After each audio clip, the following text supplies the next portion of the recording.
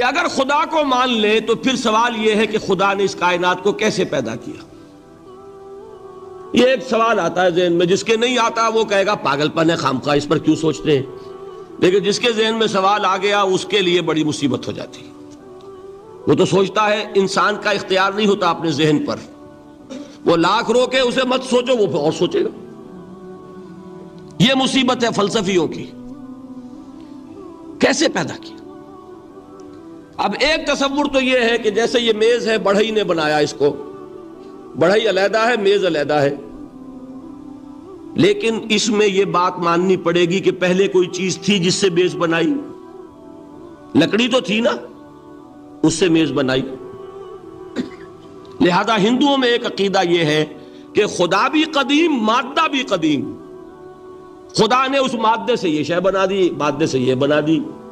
وہی مٹی کی تغاری ہوتی ہے، کمہار اس سے کوئی رکابی بنا دیتا ہے، کوئی وہ ہنڈیا بنا دیتا ہے، کوئی گھڑا بنا دیتا ہے. مٹی تو ہے نا پہلے. تو مادہ بھی قدیم، خدا بھی قدیم، اور مادے سے خدا نے یہ شکلیں بنا دی. ٹھیک، یہ بھی سنویت ہو گئی، توحید تو ختم ہو گئی. تو جن لوگوں کا ذہن تھا توحیدی لیکن اس مسئلے میں الجھ گئے، انہوں نے ایک اور شکل تجویز کی کہ خدا خود ہی اس شکل میں تبدیل ہو گیا. کیسے؟ جیسے برف پگھلتی ہے تو پانی بن جاتا ہے. پانی کہاں سے آیا؟ برف سے. اب کوئی پوچھے برف کہاں ہے؟ بھائی یہی پانی ہے، یہی برف ہے یا نہیں؟ اسی پانی کو آگ کے اوپر آپ نے رکھ دیا، وہ بھاپ بن گئی. اب آپ کہیں برف کہاں ہے، پانی کہاں ہے؟ یہی بھاپ جو ہے یہی در حقیقت پانی ہے، یہی بھاپ جو ہے یہی برف ہے. یہ ہے وہ ہماؤس پینتھیزم جس کو انگریزی میں کہتے ہیں، کہ خود خدا نے روپ دھار لیا اس کائنات کا. یہ دو فلسفے ہیں. کیا ہے یہ؟ بدترین شرک ہے. پہلی اگر شکل ہے تو وہ انسان خدا قرار پا گیا، جس کو اوتار مانا وہ خدا ہو گیا کہ نہیں؟ اور دوسری شکل میں تو ہر چیز ہی خدا ہے، یہ بھی خدا، یہ بھی خدا، پتھر بھی خدا، درخت بھی خدا، ہر چیز خدا. اس لیے کہ وہ برف پگھلی ہے تو پانی بنا ہے. وہ پانی چاہے زیر زمین آ رہا ہے، وہ پانی چاہے زمین کے اوپر دریا کی شکل میں آ رہا ہے یا زمین میں سوتے چل رہے ہیں، پانی تو وہی برف ہے جو پہاڑوں پر ہمالیہ پر پڑا ہوا ہے، وہی پگھل رہا ہے، یہ کچھ بن رہا ہے. یہ ہے شرک فی الذات کی دوسری قسم جو دنیا میں رہی، پینتھیزم اور انکارنیشن، یا حلول اور ہماؤست. سمجھ میں آگے؟ اب میں ایک بات آپ سے عرض کروں گا. اللہ کا اس امت پر بہت بڑا فضل ہے جس کا آپ کو شکر ادا کرنا چاہیے. اس نوع کے شرک سے یہ امت 15ویں صدی شروع ہو جانے کے باوجود تاحال بحیثیت مجموعی محفوظ ہے.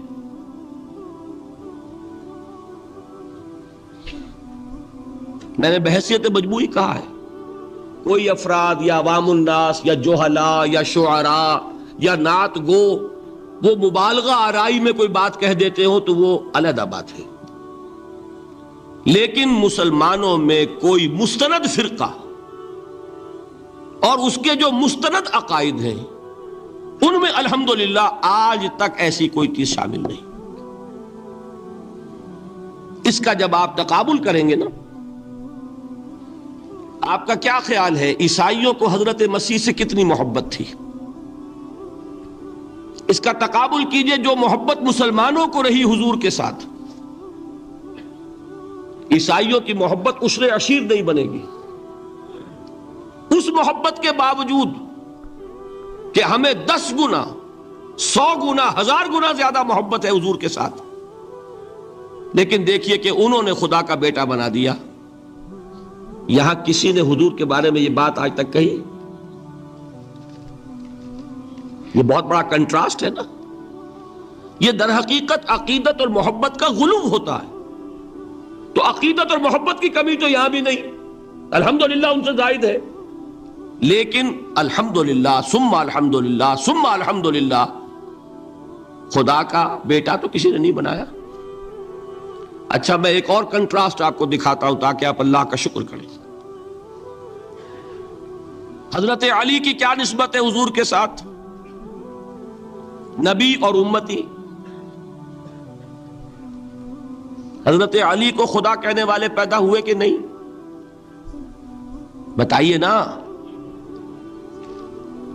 کیا وجہ ہے کہ علی کو خدا کہنے والے پیدا ہوئے لیکن محمد کو خدا کہنے والا پیدا نہیں ہوا صلی اللہ علیہ وسلم ورضی اللہ تعالی عنہ؟ بہت اہم بات ہے، غور کیجئے گا اس میں. حالانکہ حضرت علی کا رتبہ کہاں، حضور کا کہاں. آج بھی آپ دیکھیے آپ کے جاہل عوام کے زبان پر نعرہ یا علی مدد کا ہوتا ہے یا محمد مدد کسی نے کہا آج تک؟ یہ یا محمد لکھنے کے کام آتا ہے صرف. وہ مسجد پہ لکھ دو تاکہ پتہ چل جائے یہ فلاں فرقے کی مسجد ہے، دوسرا خود ہی بھاگ جائے وہاں سے. یہ صرف اس کام کے لیے ہے. باقی جہاں اصل میدان میں بات آتی ہے کوئی نعرہ لگاتا ہے یا محمد مدد. محمد کا رتبہ اونچا یا علی کا؟ تو ان سے کیوں نہیں مدد مانگی؟ یہ سوالات آپ کے سامنے رکھ رہا ہوں میں. پھر یہ کہ جس طریقے سے کہ غوث اعظم کو پکارا جاتا ہے، کیا محمد کو پکارا جاتا ہے؟ کیا نسبت ہے؟ حضرت علی تو پھر بھی صحابی ہے، خلیفہ چہارم ہے، حضور کے چچا داد بھائی ہے، داماد ہے. غوث اعظم تو بہرحال وہ نسبت تو نہیں ہے. دیکھیے میں اس کا تعلق جوڑتا ہوں ختم نبوت سے. جس طرح اللہ نے خصوصی حفاظت فرمائی ہے قرآن کی، اسی طرح خصوصی حفاظت فرمائی ہے محمد الرسول اللہ. یہ اسپیشل پروٹیکشن ہے، ورنہ نہیں ہو سکتی تھی. یہ خصوصی تحفظ ہے اللہ کا. یہاں بگاڑ پیدا ہو جائے تو صحیح کون کرے گا؟ حضرت مسیح کی اصل حقیقت تو حضور نے آگے بتا دی. ذالک عیسی ابن مریم قول الحق الذی فیہ یمترون ما کان للہ ان یتخذ ولدا سبحانہ. یہ حضور نے آ کر حضرت مسیح کی حقیقت بیان کر دی کہ نہیں؟ سورہ مریم کی یہ آیات سنی تھی نجاشی رحمت اللہ علیہ نے جب حضرت جعفر ابن ابی طالب کی زبان سے، تو کیا کہا تھا تنکا اٹھا کر، خدا کی قسم جو ان آیات میں مسیح کا مقام بیان ہوا ہے مسیح اس سے تنکا بھر بھی زیادہ نہیں ہے. لیکن اگر محمد الرسول اللہ کو خدا کا بیٹا بنا دیا گیا ہوتا یا خدا بنا دیا گیا ہوتا تو کون آتا اس کی اصلاح کے لیے؟ جیسے قرآن مجید کا تحفظ ہے ایسے ہی محمد الرسول اللہ کا تحفظ ہے. وہ تحفظ ہوا کیسے ہے؟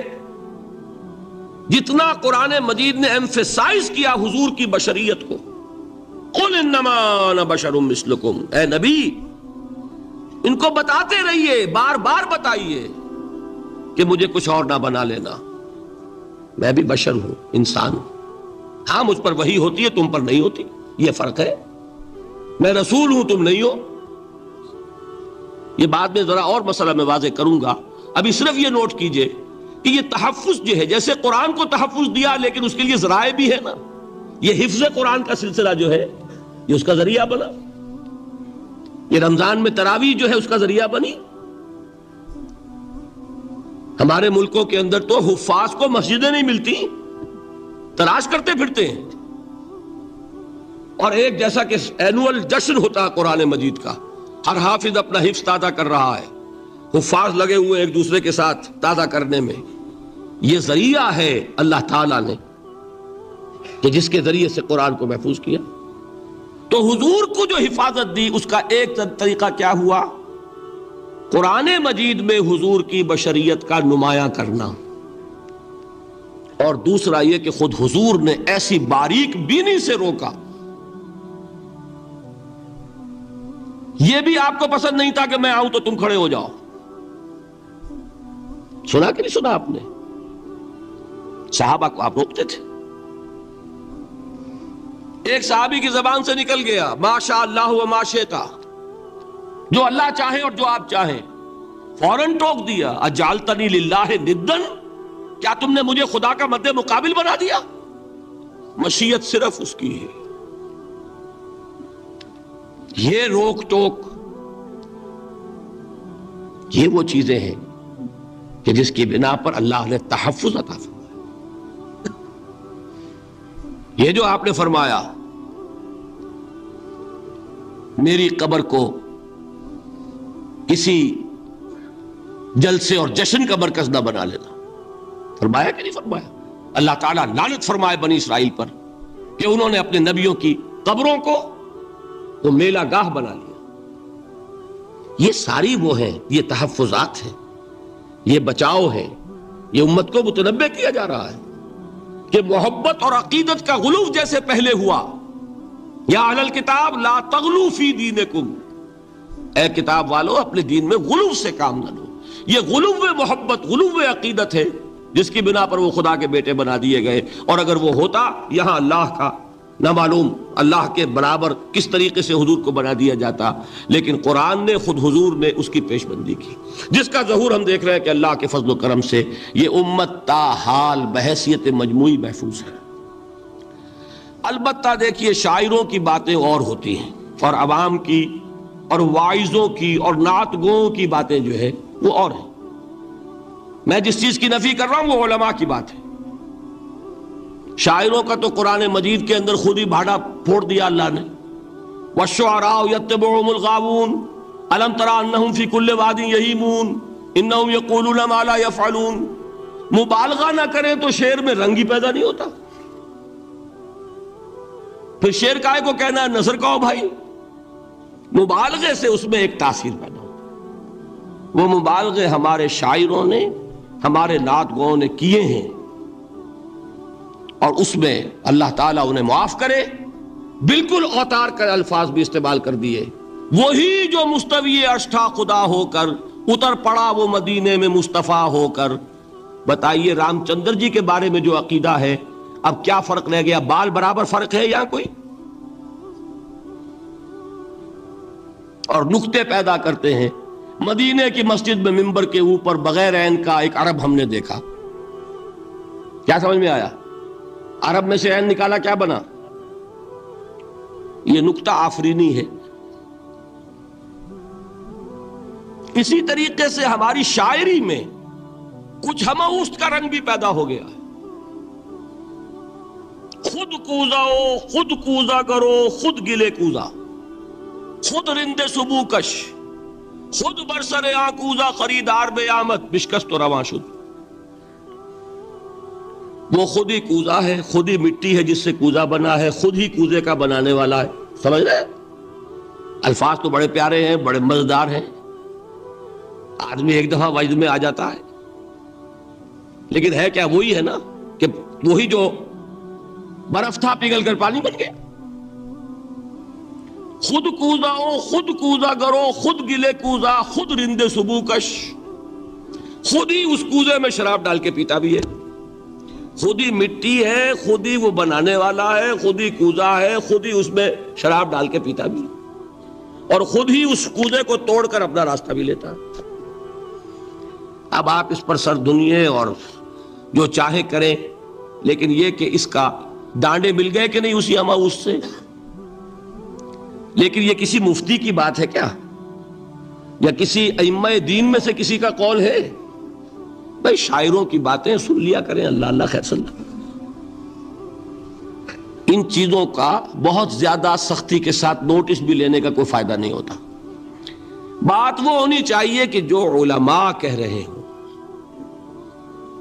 مستند عقائد ہوں، جو ان کی کتابوں میں درج ہوں، ان سے بات ہونی چاہیے۔ تو یہ چیزیں، یہ گمراہیاں آئی ہیں، لیکن الحمدللہ ثم الحمدللہ کہ یہ عوام میں ہے، جہلاء میں ہے، شعراء میں ہے، نعت گوؤں میں ہے، یہ کسی بھی مستند دینی فرقے کے مستند علماء میں ہم کے ہاں موجود نہیں۔ البتہ ایک مسئلہ جو ہے نور اور بشر کا، وہ ذرا تھوڑا سا میں حل کر دوں آج۔ آپ سمجھتے ہوں گے لا ینحل ہے، میں نے جس طرح کہا تھا کہ امام بخاری کا قول بھی 100% درست اور امام ابو حنیفہ کا بھی 100% درست ثابت کیا کہ نہیں، اسی طرح میں کہتا ہوں جو حضور کو بشر کہتے ہیں وہ بھی 100% درست، جو حضور کو نور کہتے ہیں وہ بھی 100% درست۔ مطلب کیا ہے؟ دیکھیے، ہر انسان کے وجود کے دو حصے ہیں، میں نے پہلے دن شاید کچھ بیان کیا تھا۔ ایک خاکی وجود، اور اینیمل بینگ جو حیوان ہے ہمارا، ایک وہ روح ربانی جو اس میں پھونکی گئی۔ آدم میں جب وہ روح پھونکی گئی تب وہ مسجود ملائک بنے۔ فَإِذَا سَوَّيْتُهُ وَنَفَخْتُ فِيهِ مِن رُوحِي فَقَعُوا لَهُ سَاجِدِينَ۔ دو جگہ آئے تھے قرآن مجید میں ایک شوشے کے فرق کے بغیر، سورہ حجر اور سورہ صاد۔ جب میں اس کو پوری طرح تیار کر لوں اور اس میں اپنی روح میں سے پھونک دوں تو گر پڑنا اس کے سامنے سجدے میں۔ ہمارا جو خاکی وجود ہے وہ ظلمانی ہے، اور جو ہمارا روحانی وجود ہے وہ نورانی ہے۔ اس کی نسبت کس سے ہے؟ اللہ سے۔ بات سمجھ میں آئی؟ لیکن ہم نے اپنے اس نورانی وجود کو اپنے خاکی ظلمانی وجود میں دفن کیا ہوا ہے، اور محمد الرسول اللہ صلی اللہ علیہ وسلم کا وہ نورانی وجود آپ کے اس خاکی وجود پر اس درجے غالب تھا کہ وہ خاکی وجود معدوم کے درجے میں ہے، لیکن وہ حضور صلی اللہ علیہ وسلم پر اثر انداز نہیں ہو سکتا۔ وہی خاکی وجود ہے جسے ہم نفس کہتے ہیں، نفس غلبہ کر سکتا ہے محمد پر صلی اللہ علیہ وسلم۔ حضور کی شخصیت کی نورانیت نے آپ کی شخصیت کے خاکی وجود کا احاطہ کیا ہوا، ہماری شخصیت کی ظلمانیت نے ہماری اس نورانیت کو گل کیا ہوا، دفن کیا ہوا، چھپایا ہوا ہے۔ بس یہ فرق ہے۔ انہیں آپ کہہ لیں نور، صحیح ہے، ان کی نورانیت غالب ہے۔ یہی بات ہے جو حضور نے اس طرح سمجھائی۔ دیکھو، ہر انسان کے ساتھ ایک شیطان ہوتا ہے۔ اب کسی صحابی نے بڑی جرت سے کام لیا، پوچھ لیا حضور کہ آپ کے ساتھ بھی ہے؟ ہر انسان کے ساتھ جو کہا نا، تو انسان تو ہے آپ بھی، جو کہ آپ کے ساتھ بھی ہے۔ آپ نے فرمایا ہے، لیکن میں نے اسے مسلمان کر رکھا ہے۔ بات ختم ہو گئی۔ نفی نہیں ہے، وہ میرے تابع ہے، میرا مطیع ہے، مجھے گدن نہیں پہنچا سکتا، ہے تو صحیح، لیکن نہ ہونے کے درجے میں آ گیا کہ نہیں؟ یہ ہے فرق سارا۔ اور میں یہاں پہ کوٹ کرنا چاہتا ہوں ایک بہت بڑے بریلوی مکتب فکر کے عالم دین، صاحب زادہ، نام میرے ذہن سے ایک دم اتر گیا، فیض الحسن، اللہ تعالیٰ ان کی خطاؤں سے درگزر فرمائے، ان کی مغفرت فرمائے۔ آپ نے سنا ہوگا نا نام۔ انہوں نے ایک روز تقریر کی جو میں نے سنی، اور تقریر کہاں کی؟ ساہیوال میں۔ وہاں کا ایک بہت مشہور چوک ہے، مہاجرین، مسجد مہاجرین کہلاتی ہے، وہاں تقریر تھی ان کی، میں نے سنی۔ ان کے الفاظ یہ تھے کہ کیا آپ لوگ ہمیں جاہل سمجھتے ہیں؟ کیا ہمیں عربی نہیں آتی؟ کیا ہم نے قرآن نہیں پڑھا جس میں بار بار یہ لکھا ہوا ہے کہ حضور بشر ہیں؟ حضور بشر ہیں، لیکن اصل میں ہم حضور کی بشریت کو نمایاں کرنے کو سوء ادب سمجھتے ہیں۔ بات سمجھیے آپ نے، اس قدر پیاری بات ہے۔ انہوں نے کہا کہ آپ کے باپ کا نام کیا ہے؟ عبد الرحمن۔ آپ عبد الرحمن کہہ کے پکارتے ہیں انہیں؟ ابا جان۔ ابھی آپ نے وہ آیات سنی، حضرت ابراہیم نے اپنے مشرک باپ کو یا ابت ہے، یا ابت ہے، بڑا پیارا ترجمہ کیا، ابا جان، ابا جان۔ کیا نام لیں گے؟ آپ کے باپ کا نام ہے، نام نہیں لیتے آپ، کیوں؟ ادب کی وجہ سے۔ اسی وجہ سے ہم در حقیقت حضور کی بشریت کو نمایاں کرنے کو سوء ادب سمجھتے ہیں، ورنہ کوئی ہم جاہل ہیں، ہمیں عربی نہیں آتی، ہم نے قرآن نہیں پڑھا، ہم جانتے ہیں کہ وہ بشر۔ بات سمجھ میں آئی؟ کتنی آسانی سے مسئلہ حل ہوتا، بشرطے کہ نیت حل کرنے کی ہو۔ آخر آمنہ کے بیٹے ہیں، عبداللہ کے بیٹے ہیں، عبد المطلب کے پوتے ہیں، بچپن آپ پر گزرا ہے، لڑکپن آپ پر گزرا ہے، نوجوانی آپ پر آئی ہے، جوانی آپ پر آئی ہے، شادی آپ نے کی ہے، اولاد آپ کی ہے. کون بے وقوف احمق ہوگا کہ جو آپ کی بشریت کا انکار کرے گا؟ لیکن یہ کہ جس طریقے سے اس کو بیان کیا جاتا ہے وہ ایک مسئلہ بن گیا اختلافی، وہ رد و قضا اور کھینچ تان. اور اس میں بھی سمجھ لیجئے مثلکم پر جو ایمفیسس بعض حضرات دے دیتے ہیں اپنے توحیدی جو ان کے اندر ایک مزاج ہے، اللہ تعالیٰ ان کے مزاج کو اور پختہ کرے، لیکن اس میں بھی مبالغہ کیا جاتا ہے. ایک حدیث مجھ سے سنیے جس میں حضور نے مثل کا انکار کیا. مثلکم کا مطلب اگر کسی نے یہ سمجھا کہ بالکل ہم جیسے ہیں تو بہت بڑی مغالطے میں. حضور صوم وصال سے منع فرماتے تھے، خود رکھتے تھے. صوم وصال کیا ہے؟ آج روزہ رکھا، شام کو افطار نہیں کیا، وہی روزہ رات بھر چل رہا ہے، اگلے دن بھی چل رہا ہے، شام تک کو جا کے پھر کھولا تو 2 دن کا صوم وصال ہو گیا. اگلے دن بھی نہیں کھولا، چلا تو 72 گھنٹے کا صوم وصال ہو گیا. یہ کیا ہے؟ صوم وصال. خود رکھتے تھے اور صحابہ کو روکا. صحابہ میں سے کسی نے ہمت کر لی، حضور آپ خود رکھتے ہمیں روکتے. فرماتے ہیں ایکم مثلی، تم میں سے کون مجھ جیسا ہے؟ ابھی تو عند ربی، میں تو اپنے رب کے پاس رات گزارتا ہوں. ہوا یطعمنی ویسقین، وہ مجھے کھلاتا ہے پلاتا ہے. بتائیے کون ہے جو اس کا دعویٰ کرے گا؟ حضور کے خصائص ہیں. حضور خود فرماتے ہیں تم صرف سامنے سے دیکھتے ہو، میں پیچھے سے بھی دیکھتا ہوں. کہاں ہوا وہ مثلیت؟ اگر آپ نے بالکل اپنے جیسا سمجھ لیا تو بڑے مغالطے میں ہیں. نبی کا مقام ہے، نبی کا رتبہ ہے، نبی کے خصائص ہیں. آپ سو گئے تو آپ کی نیند، آپ کی وضو ٹوٹ گئی اور نبی سو گیا تو کہاں گئی مثلیت؟ پھر مثل اس معنی میں کہ بشر ہیں، نسل آدم سے ہیں، اس میں کوئی شک نہیں. اس معنی میں مثل ٹھیک ہے، قل انما انا بشر مثلکم. لیکن ہر اعتبار سے تو نہیں. سب سے بڑا فرق یہی ہے کہ وحی آ رہی ہے، معراج پہ تشریف لے گئے ہیں، اس دنیا میں بیٹھے ہوئے بھی جنت کا مشاہدہ فرما لیتے ہیں، کرا دیا جاتا ہے.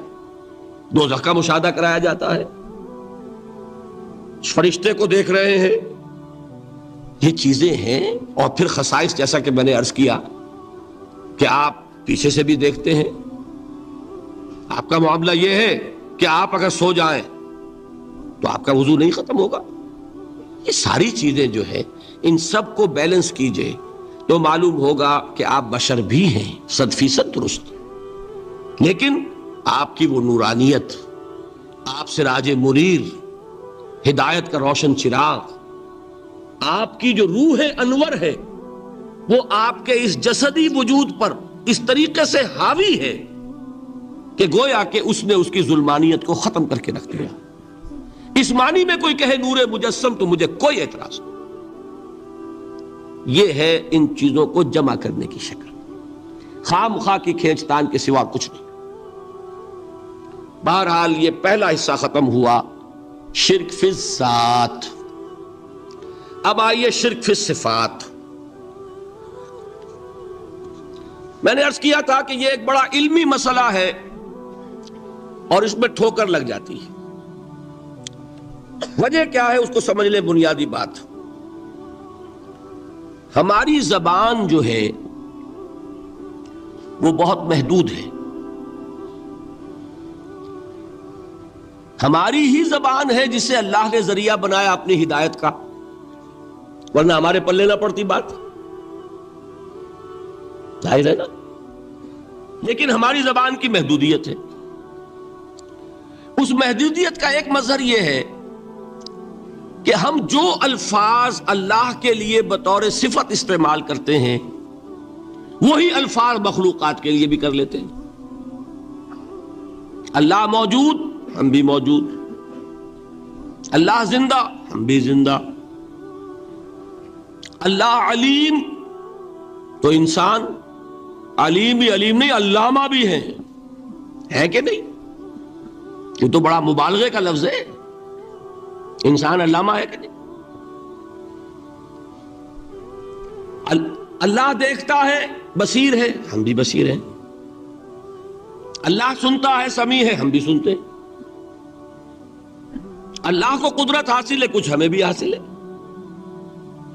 ایک مکہ مارا تھا حضرت موسیٰ نے، جان نکال دی تھی کہ نہیں؟ ہے نا کچھ نہ کچھ۔ اللہ چاہتا ہے، ہم بھی چاہتے ہیں۔ اسی دیکھیے چاہت میں وہ ہو گیا تھا جس پر روک دیا حضور نے، ما شاء اللہ وما شئت اجعلتنی للہ ندا، کیا تم نے مجھے اللہ کا مد مقابل بنا دیا؟ دھوکہ ان الفاظ کے اشتراک کی وجہ سے لگ جاتا ہے۔ بات سمجھ میں آئی؟ اب اس میں فارمولہ میں نے عرض کیا تھا کہ ایک نوٹ کر لیں تو مسئلے سارے حل ہو جائیں۔ جب ہم کوئی لفظ بطور صفت اللہ کے لیے بولتے ہیں اور اسی لفظ کو مخلوق میں سے کسی کے لیے بولتے ہیں، مخلوق میں سب آ گئے، جمادات، حیوانات، انسان، اولیاء اللہ، فرشتے، انبیاء، رسول، سب مخلوق تو ہیں نا۔ تو کل مخلوقات کو جب ہم ایک لفظ بطور صفت استعمال کریں گے اللہ کے لیے اور اسی لفظ کو استعمال کریں گے بندوں کے لیے، تو ان میں 3 فرق ہیں جو ذہن میں رہنے چاہیے، گن کر یاد کیجئے۔ اللہ کی ذات قدیم ہے، ہمیشہ سے ہے، اسی طرح اس کی صفت بھی قدیم ہے، ہمیشہ سے ہے۔ مخلوقات حادث ہیں، ان کی صفات بھی حادث ہیں۔ حادث قدیم کے مقابلے میں کہ پہلے نہیں تھی پھر ہو گئی۔ ایک فرق، اللہ کی ذات از خود ہے، کسی اور نے تو اس کو وجود نہیں بخشا نا۔ اللہ کا وجود از خود ہے، ذاتی ہے۔ اسی طرح اس کی صفات ذاتی ہیں، کسی اور کی عطا کردہ نہیں ہے۔ مخلوق کوئی ہو کسے باشد، ان کا وجود ذاتی نہیں، عطائی ہے، اللہ نے دیا تو وجود ملا۔ اسی طرح ان کی صفات عطائی ہیں، ذاتی نہیں۔ 2 فرق ہو گئے۔ اللہ کی ذات مطلق ہے، لا محدود، اسی طرح اس کی صفات مطلق ہیں، لا محدود۔ مخلوق کی ذات محدود، کسے باشد، صفت بھی محدود۔ 3 فرق ہے، ذاتی، عطائی، قدیم، حادث، لا محدود، محدود۔ 3 فرق ذہن میں رہیں تو جو صفت بھی آپ اب بولیں گے اس میں یہ تینوں باتیں ذہن میں رہیں۔ سمجھ میں آ گئی بات؟ اب اس کا اطلاق کیجئے تو یہ علم غیب کا مسئلہ حل ہو جائے گا۔ یہ بھی لا ینحل سمجھا جاتا ہے نا۔ علم کسی کا بھی ہو، انسان، فرشتہ، اولیاء، انبیاء، رسول، حضور صلی اللہ علیہ وسلم، کسی کا بھی حادث ہے، قدیم نہیں ہے، عطائی ہے، ذاتی نہیں ہے، محدود ہے، لا محدود نہیں ہے۔ 3 باتیں مان لیں، شرک نہیں ہوگا۔ ان میں سے ایک کو ساقط کر دیں، شرک ہو جائے۔ آئی بات سمجھ میں؟ اللہ کی قدرت ذاتی ہے، عطا کردہ نہیں۔ مخلوق میں جس کو قدرت حاصل ہے وہ عطائی ہے، ذاتی نہیں۔ اللہ کی قدرت لا محدود، یفعل ما یشاء فعال لما یرید علی کل شیء قدیر۔ ہم مخلوق کوئی بھی ہو اس کی قدرت محدود۔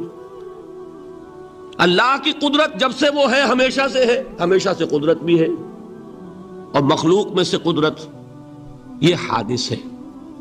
تینوں چیزیں سامنے رہیں، شرک نہیں ہوگا۔ ایک چیز کی بھی کمی ہو گئی، شرک ہو جائے گا۔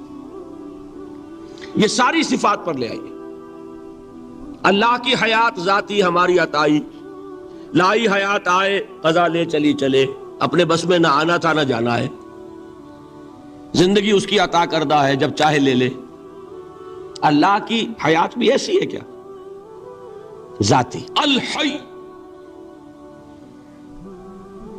ہماری حیات محدود، ویسے بھی محدود، موت آئے گی شاید ختم ہو جائے. چلیے موت ختم نہیں کرتی، ہم سمجھتے ہیں کہ وہ ہماری ابدی ہے.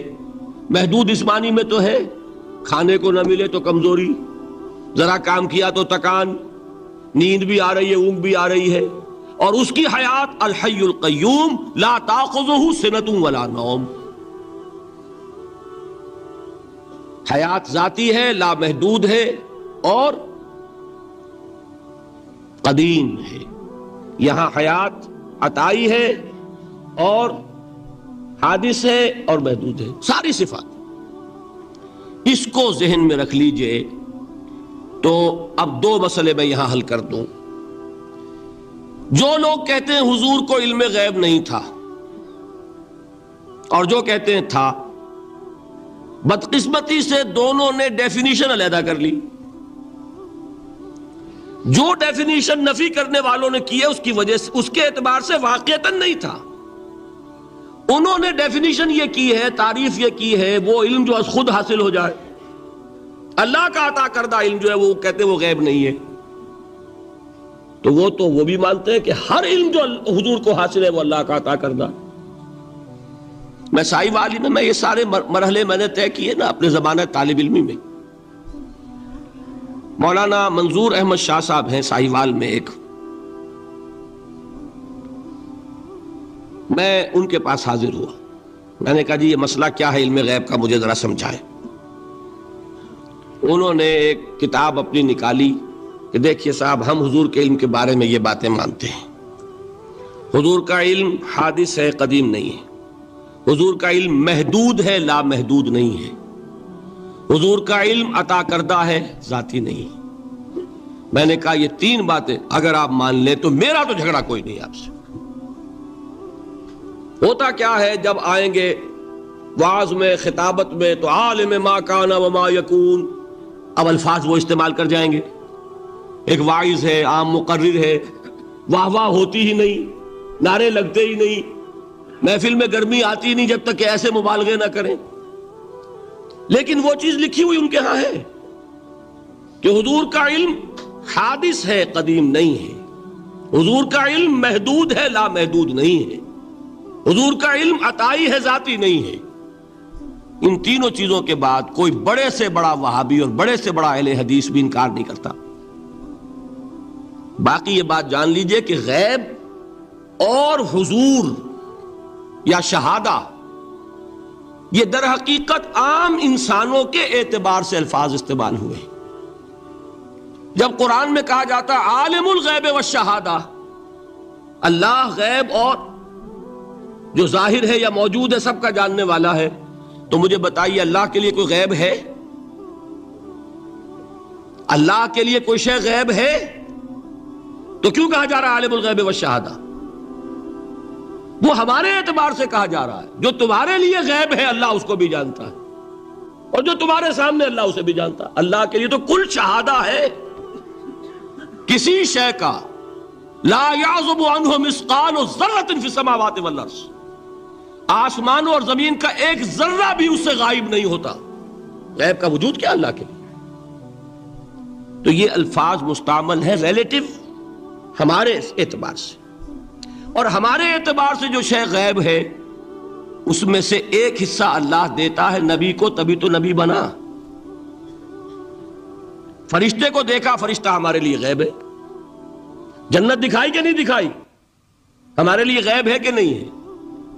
دوزخ کا مشاہدہ کرایا کہ نہیں کرایا، ہمارے لیے وہ غیب ہے کہ نہیں ہے.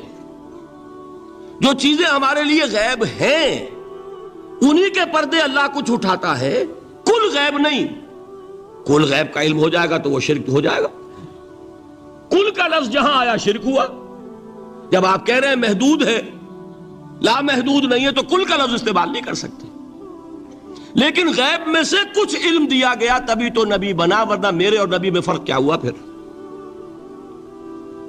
البتہ یہ کہ وہ غیب کا علم ہو یا حاضر کا علم ہو، سائنٹیفک نالج ہو یا وحی کا علم ہو، کوئی بھی علم ہو، آیت الکرسی کے الفاظ نوٹ کیجئے، یعلم ما فی السماوات و ما فی الارض، وہ جانتا ہے ولا یحیطون بشیء من علمہ الا بما شاء، مخلوق میں سے کوئی بھی اس کے علم میں سے احاطہ نہیں کر سکتا مگر جتنا وہ چاہے۔ اب یہ بات علیحدہ ہے کہ ہم کون ہے طے کرنے والے کہ ناپیں بیٹھ کر کہ اللہ نے ابراہیم کو کتنا علم دیا، ہم ناپ سکتے ہیں؟ عیسیٰ کو کتنا دیا ہم جان سکتے ہیں؟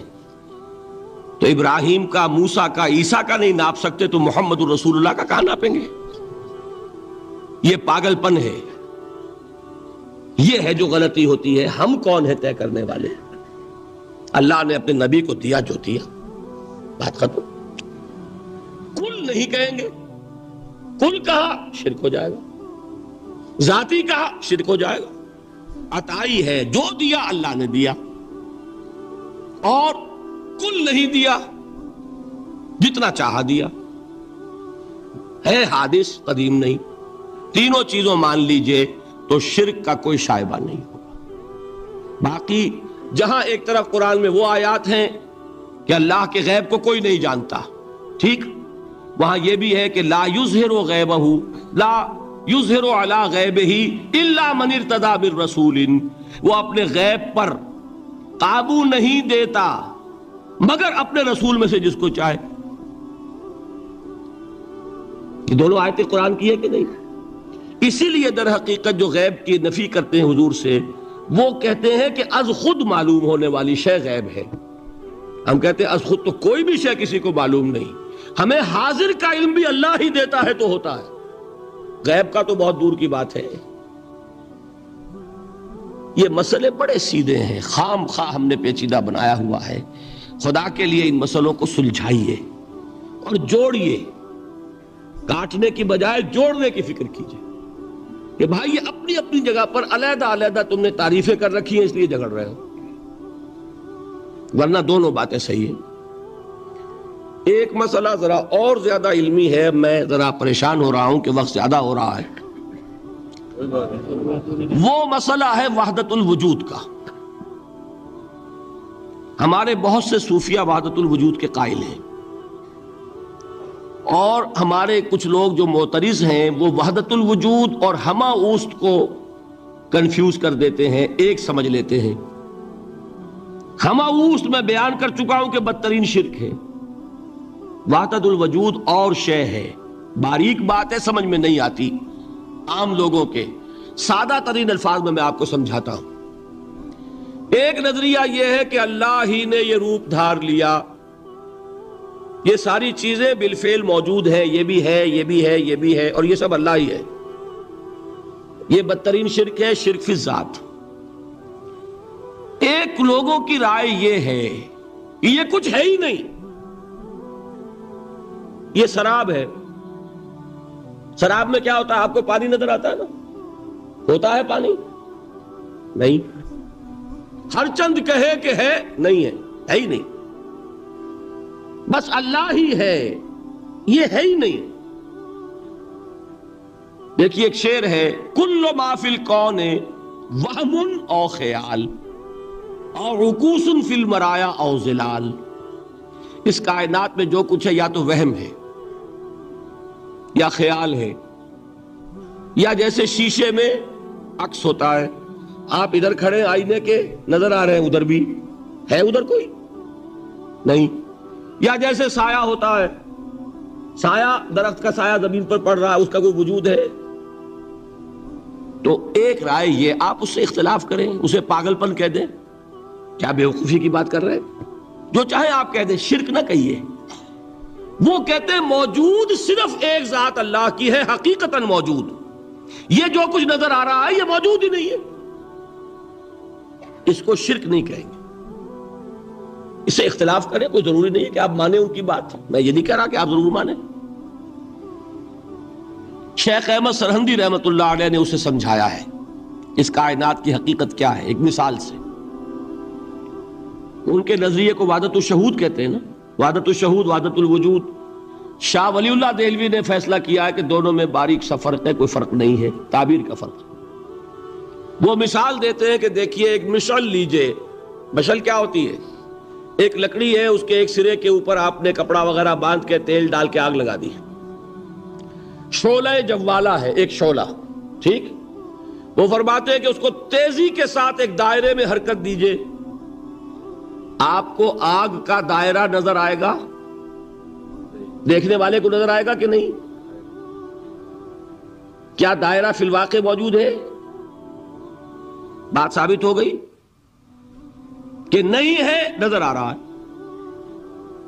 یہ فرماتے ہیں حضرت مجدد ای الصنعت باری تعالی است کہ معدوم را موجود می نمائند، یہ اللہ تعالیٰ کی صنائی ہے، خلاقی ہے کہ جو شے ہے نہیں اس کو دکھا دیتے ہیں کہ ہے۔ جیسے آپ نے آج سے دائرہ دکھا دیا ہے نہیں، اس کائنات کا کوئی وجود نہیں۔ میں پھر عرض کروں گا آپ اس سے اختلاف کریں، اسے نہ مانیں، چھوڑ دیں اس کو، یہ مسئلے ہیں فلسفے کے، لیکن سوال یہ ہے کہ اس کو شرک نہیں کہیں گے آپ۔ شرک وہ ہے جب کہیں یہ بھی شے ہے اور خدا ہے، یہ بھی ہے اور خدا ہے، پتھر بھی ہے اور خدا ہے۔ جب یہ کہا جائے گا یہ ہے ہی نہیں، صرف خدا ہے، تو در حقیقت اس کو شرک نہیں کہیں گے، یہ وحدت الوجود ہے، یونٹی آف بینگ۔ اب اس کو میں ایک اور اعتبار سے سمجھا دوں گا تو مجھے امید ہے اللہ تعالیٰ اس کو آپ پر کھول دے گا۔ دیکھیے، ایک ہمارا علم، ایک اللہ کا علم، ٹھیک؟ جب تقابل کریں گے تو کیا کہیں گے؟ اللہ کے علم کے مقابلے میں ہمارا علم ہے ہی نہیں، ٹھیک؟ اللہ کی قدرت کے مقابلے میں ہماری قدرت زیرو، اللہ کی مشیت کے مقابلے میں ہماری مشیت کچھ نہیں۔ وما تشاؤون الا ان یشاء اللہ، تم چاہ بھی نہیں سکتے جب تک کہ اللہ نہ چاہے۔ تو کیا ہوئی؟ خاک ہوئی۔ یہی آتے ہیں نا جو حدیث جس میں کہ دعا استخارہ حضور نے تلقین فرمائی، اور صحابہ فرماتے ہیں کہ حضور نے ہمیں اس طرح سکھائی یہ دعا استخارہ جیسے قرآن سکھایا۔ اس میں الفاظ کیا ہیں؟ فَإِنَّكَ تَعْلَمُ وَلَا أَعْلَمُ وَتَقْدِرُ وَلَا أَقْدِرُ، اے اللہ تجھے قدرت حاصل ہے، مجھے کوئی قدرت حاصل نہیں۔ اگر ظاہری الفاظ پر جائیں گے تو یہ تو خلاف واقعہ بات ہے۔ کیا حضور کو کوئی علم حاصل نہیں تھا؟ یہاں تو حضور فرما رہے فَإِنَّكَ تَعْلَمُ وَلَا أَعْلَمُ، یا چلیے اگر کوئی اور عام انسان کہتا ہے میں نہیں جانتا، تو کیا کوئی علم حاصل نہیں اسے؟ کچھ نہ کچھ علم تو ہے نا۔ لیکن اللہ کے علم کے مقابلے میں وہ نہ ہونے کے برابر ہے۔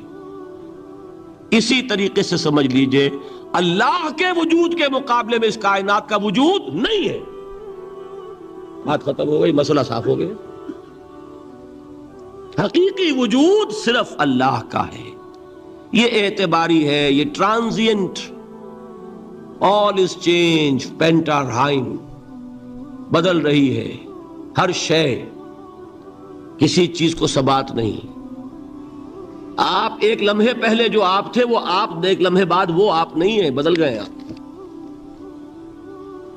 ایک تسلسل ہے آپ کا کہ آپ سمجھتے ہیں کہ آپ وہی ہیں کہ جو آج سے 10 سال پہلے تھے۔ کیا آپ وہی ہیں؟ بدل چکے، خون پورا بدل چکا، نہ معلوم کتنی دفعہ بدل چکا، کھال بدل چکی۔ یہ تو معلوم یہ ہوا کہ یہ جو کچھ ہے ٹرانزینٹ ہے، عارضی ہے، فانی ہے، نہ ہونے کے برابر ہے، وجود برحق صرف اللہ۔ یہ بھی در حقیقت اسی شرک فی الوجود کی بات ہے۔ اگر ہم یہ کہیں کہ اللہ بھی موجود ہم بھی موجود، یہ کیا ہو گیا؟ شرک فی الوجود۔ اسی کو کہا ہے غالب نے جارو بلا بیار کہ این شرک فی الوجود، با گرد فرش و سینہ با ایوان برابر است۔ اگر آپ کے گدے کے اوپر گردہ پڑ گیا ہو تو جھاڑتے ہیں نا، فرش کے اوپر گردہ ہے تو جھاڑو سے صاف کرتے ہیں۔ غالب کہتا ہے کہ اگر تمہارے دل میں یہ گردہ آ گیا ہے کہ تم بھی موجود ہو، اللہ بھی موجود ہے، تو لا کی جھاڑو سے صاف کر دو اس گردے کو، کہ یہ شرک فی الوجود ہو جائے گا۔ ہم نہیں ہیں بھائی، ہمارا کیا وجود، ہماری کوئی کیا حقیقت ہے؟ اللہ ہی ہے، بس یہ ہے اصل میں۔ پھر میں عرض کروں گا کوئی قبول کرے نہ کرے، اسے گمراہی کہے، اس کو جھوٹ کہے، اسے پاگل پن کہے، میں نہیں جھگڑوں گا۔ لیکن شرک نہیں کہہ سکتے آپ اس کو. شرک وہ ہماوست ہے، اس میں اور اس میں زمین و آسمان کا فرق. اب آئیے آخری شرک، شرک فی العبادت یا شرک فی الحقوق. اللہ کے حقوق کے لیے ایک لفظ استعمال کریں گے تو وہ کیا ہے؟ عبادت. وما خلقت الجن والانس الا لیعبدون، میں نے جنوں اور انسانوں کو پیدا ہی اس لیے کیا کہ میری عبادت کریں. اب عبادت میں شرک اگر ہوگا تو یہ شرک کی تیسری قسم ہو جائے گی. عبادت میں شرک سے مراد کیا ہے اس کو سمجھیے. یہ میں پہلے بیان کر چکا ہوں عبادت کسے کہتے ہیں. عبادت کے دو جز سمجھ لیجئے. جیسے ایک میرا یہ جسم ہے، ایک اس میں روح ہے. روح نظر نہیں آتی، نظر جسم آتا ہے، لیکن اس جسم کا سارا وجود اس روح سے ہے. چلیے روح کو چھوڑیں، جان کیا کس بلا کا نام ہے؟ کسی کو نظر آئی آج تک؟ لیکن یہ جان ہی ہے جو اس جسم کو قائم رکھے ہوئے. اسی طرح عبادت کا ایک جسم ہے، ایک جان ہے. جسم کیا ہے؟ اطاعت، اللہ کی بندگی، ہما تن بندگی، ہما وجوہ بندگی، ہما وقت بندگی، یہ تو بیان کر چکا نا. اور روح کیا ہے؟ محبت، اللہ کی محبت. اطاعت جبر سے کی جاتی ہے تو وہ عبادت نہیں کہلاتی. انگریز کی اطاعت ہم کرتے تھے نا، لیکن کیا عبادت کرتے تھے؟ بات سمجھ میں آئی؟ اطاعت تو کر رہے تھے، عبادت نہیں. عبادت اس اطاعت کو کہتے ہیں جو کسی ہستی کی محبت سے سرشار ہو کر ہما وقت، ہما تن، ہما وجوہ کی جائے. تو جسد ظاہری کیا ہے عبادت کا؟ اطاعت. اور روح کیا ہے؟ محبت.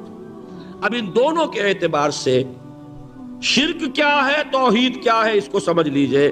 اور یہ ہیں وہ چیزیں جو میں نے عرض کیا تھا کہ بالکل الجبرا کے فارمولوں کی طرح کی بات ہے. اطاعت میں توحید کیا ہے کہ مطاع مطلق صرف اللہ، ٹھیک، باقی ساری اطاعتیں اللہ کی اطاعت کے تابع. نفی نہیں ہے، والدین کی اطاعت کرو، لیکن جہاں والدین حکم دیں اللہ کے حکم کے خلاف، بات ختم، اطاعت نہیں ہوگی. بیوی شوہر کی اطاعت کرے، آپ اولو الامر کی اطاعت کریں، شاگرد استاد کی اطاعت کرے، مرید پیر کی اطاعت کرے، لیکن کیا پیر کو یہ بھی حق ہے کہ اللہ کے کسی حکم کو منسوخ کر دے؟ رسول کے کسی حکم پر اپنے حکم کو ور کرے، بالا تر رکھے؟ سمجھ میں آ گیا؟ اصول کیا ہے کہ اطاعت مطلق، unconditional, unlimited obedience is due only to Allah. All the other obediences are limited by His injunctions. اس کو حضور نے کیسے بیان کیا؟ لا طاعت لمخلوق فی معصیت الخالق.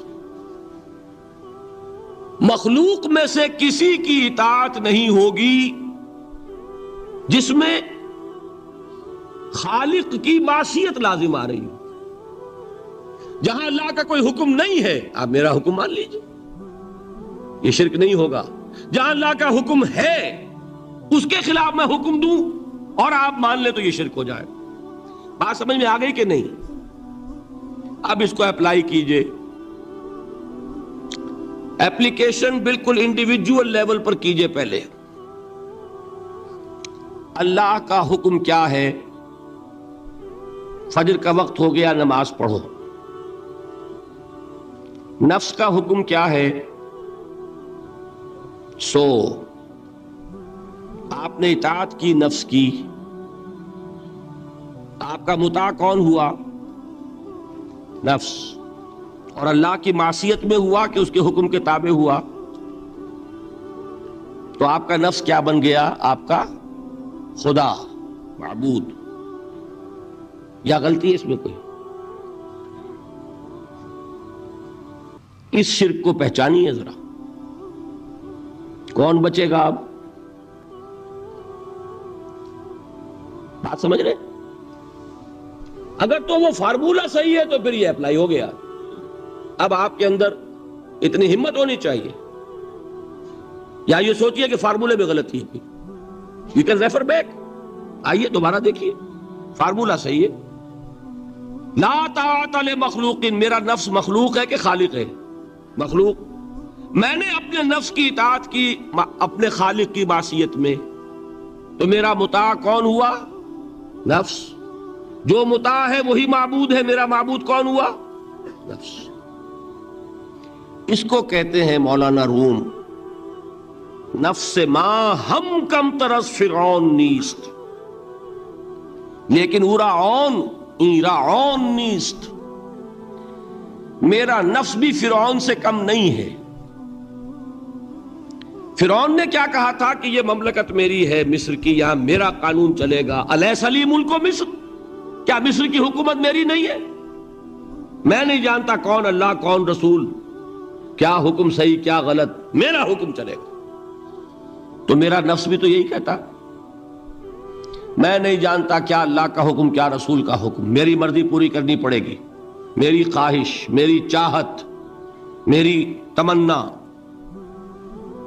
وہ پوری کرنی پڑے گی. اور ہم ہاتھ جوڑ کر اس کے آگے کھڑے ہو جائیں کہ بھائی ٹھیک ہے جو تیری مرضی، اللہ کی مرضی پیچھے تیری مرضی پہلے. تو معبود کون ہوا؟ نفس ما ہم کم ترس فرعون نیست، لیکن اورا عون ایرا عون نیست. ٹھیک، قرآن سے سند چاہیے. قرآن نے فرمایا ارائیت من اتخذ الہہ ہواہ، کیا تم نے دیکھا اس شخص کو جس نے اپنے خواہش نفس کو اپنا الہ بنا رکھا ہے؟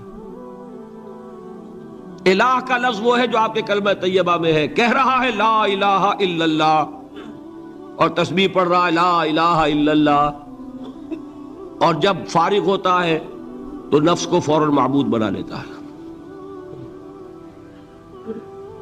ارائیت من اتخذ الہہ ہواہ، کیا تم نے دیکھا اس شخص کو جس نے بنا لیا اپنی خواہش نفس کو اپنا معبود. اچھا، اسی کو میں اب ٹاپ پر لے جا رہا ہوں، درمیان میں فل ان دی بلینکس آپ کر لیجئے گا. یہ میں نے کہا تھا انڈیویجول میں. اب آئیے کلیکٹیو لائف جو ہے، قومی زندگی، اس میں سب سے اونچی چیز کیا ہوتی ہے؟ کسی بھی ریاست کا دستور. دستور میں کیا بات طے ہوتی ہے؟ اولین کہ حاکمیت کس کی ہے. ٹھیک، اگر آپ نے کہا جمہور کی حاکمیت ہے، کسی نے کہا فلاں خاندان کی حاکمیت ہے، کیا ہوا؟ یہ ہوا کہ نہیں؟ گھبرا کیوں رہے ہیں؟ پکڑے نہیں جائیں گے.